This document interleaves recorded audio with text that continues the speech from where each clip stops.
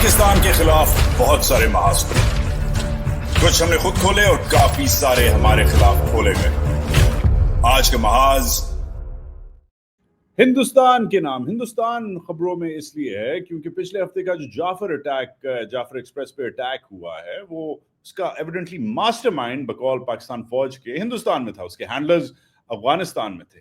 This bags the question, what is India's connection with the Afghans. अब हमें पता है कि हिस्टोरिकली अफगानिस्तान की जो हुकूमत है वो तो हिंदुस्तान के साथ थी, मगर जो एक्चुअली अब अफगानिस्तान की हुकूमत है वो तो हिंदुस्तानियों को उड़ा रही थी, उनकी एम्बेसीज पे अटैक कर रही थी।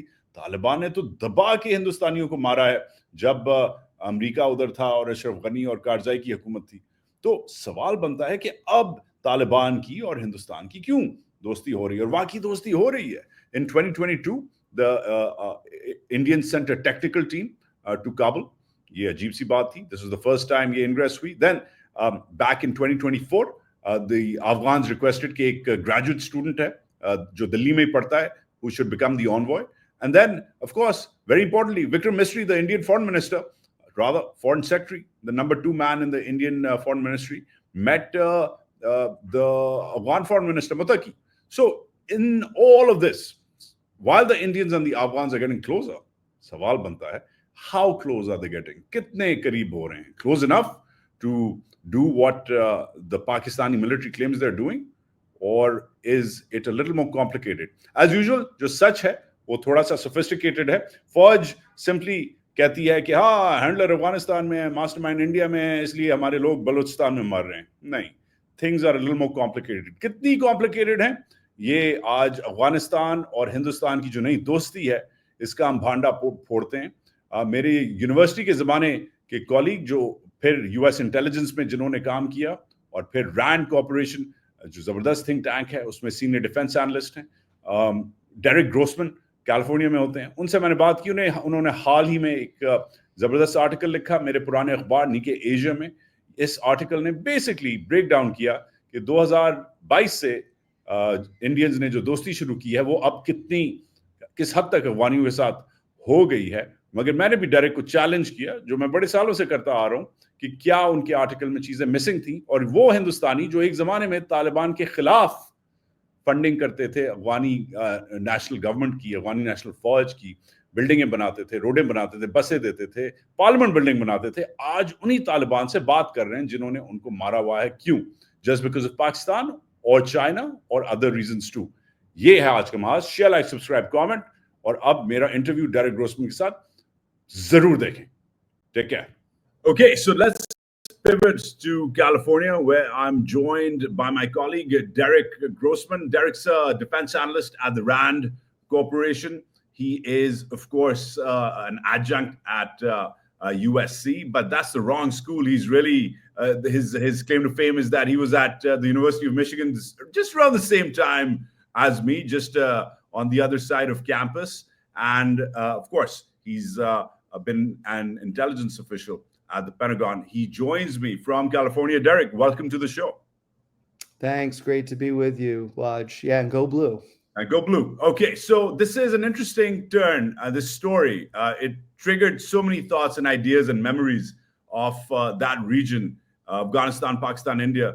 But what I get from your opening paras is that India's deployed a slow burn strategy with the Afghans. There's that technical team which goes in there in 2022. A few months later, in fact, a year and a half later, there is that postdoc student who becomes an envoy in Delhi. Then we have Vikram Misri, who I met several years ago when he was not such a higher up, the Indian foreign secretary, meeting the Afghan foreign minister in Dubai. And now we have what you claim is that India is slowly inching towards, it's almost there, becoming the first country to recognize the Taliban. Why is this happening? Break it down for us.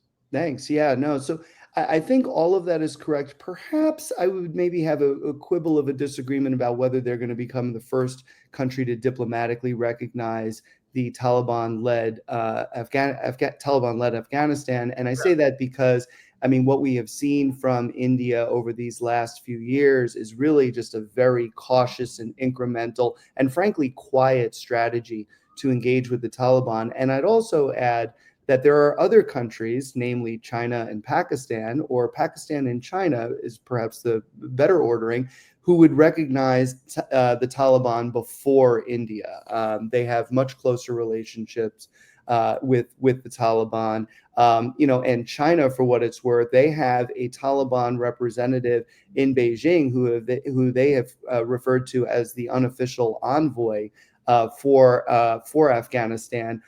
India is very cautious to even admit that they have such a representative in New Delhi. So China, I think, is actually out front on this issue.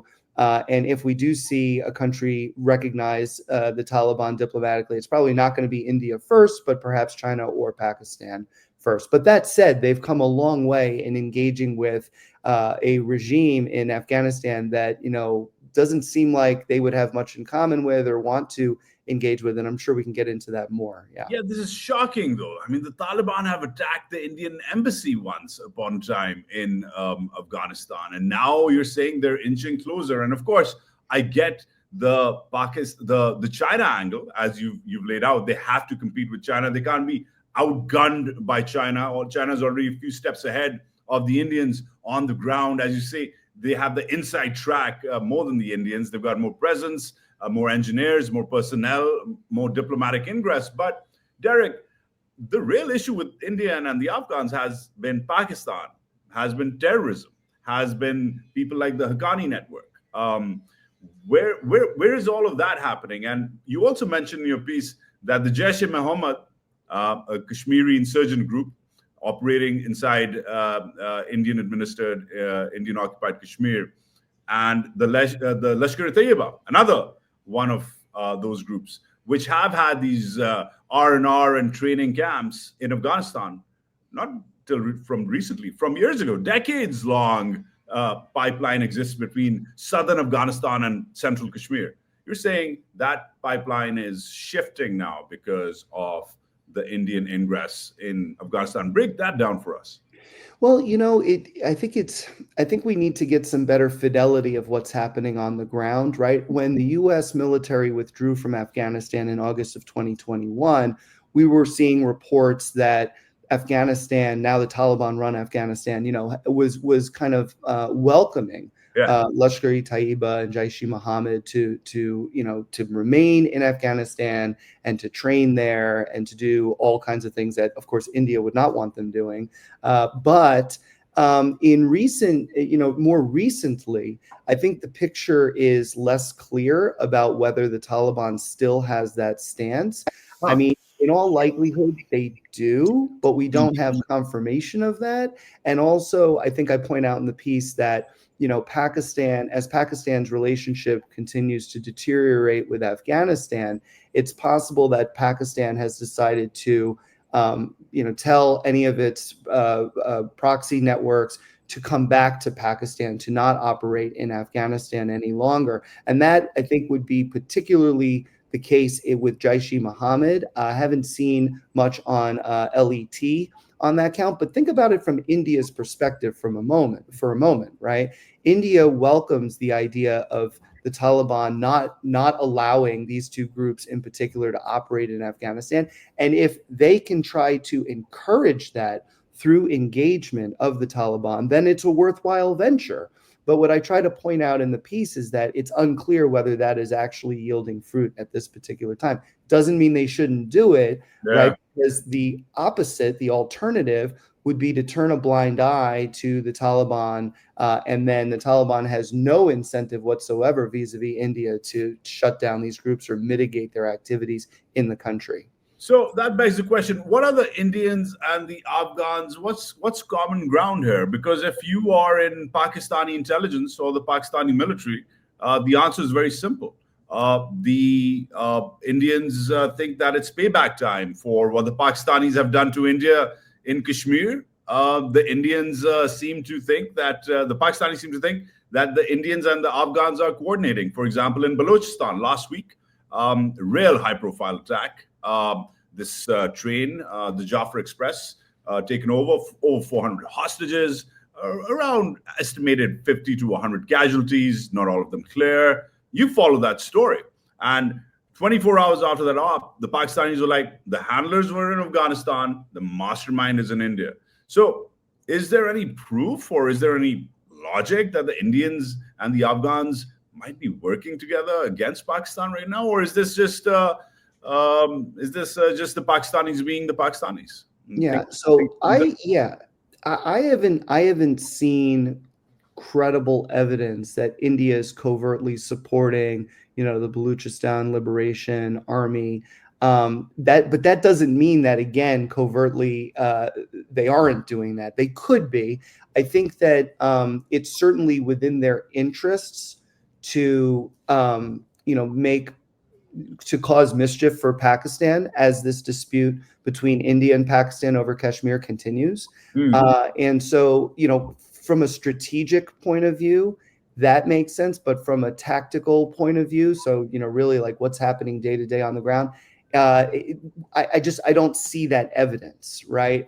Now, when it comes to the idea of India working together with Afghanistan, India had a long-standing relationship with the former government, right? And with with the Afghan national government, right?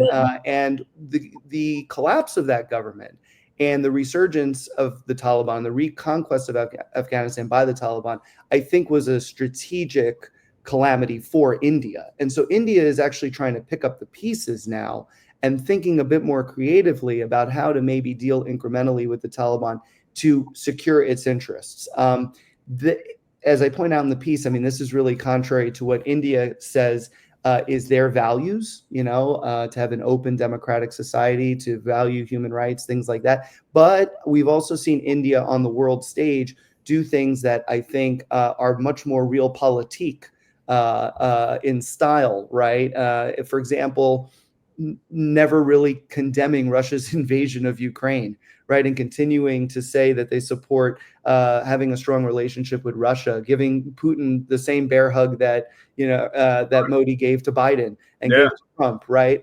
So, there's clearly sort of like a realpolitik aspect to India that I think is also playing out in Afghanistan as well. And they've always had a mind of their own with their famous strategic autonomy. But this is interesting, right? With the Karzai Ghani years, the Indians were making the new Afghan parliament. They were making schools, they were making roads, infrastructure, buses, hospitals. That's what they were doing. They weren't weaponizing the ANA, but they were setting up space for Afghan civil society. Well, the Afghans don't have a parliament anymore, and half of the population cannot go to schools. So thus, I'm wondering what this new brand of Indian Realpolitik, as you said, A, to counter China, B, to counter Pakistan, what's going to be the common ground for these Taliban mullahs who've in the past literally blown up the Indian embassy, killed dozens of Indian targets there, and the Indian government now, what are they going to work together on?